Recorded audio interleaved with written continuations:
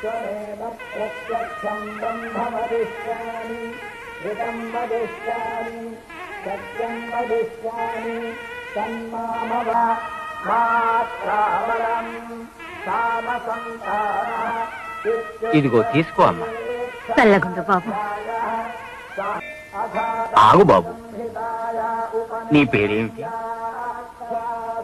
మంత్రాలు జపిస్తున్నావా?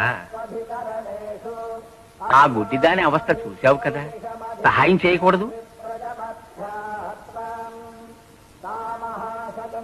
తోటి మనిషికి సహాయం చేయకూడదని మంత్రాలు చెప్తున్నాయా?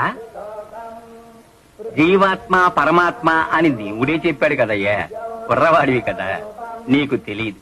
కానీ విను, దేవుడు నీకిచ్చిన 2 చేతుల్లో ఒకటి నీ కోసము, రెండోది పక్కవాడి చేయూత కోసం.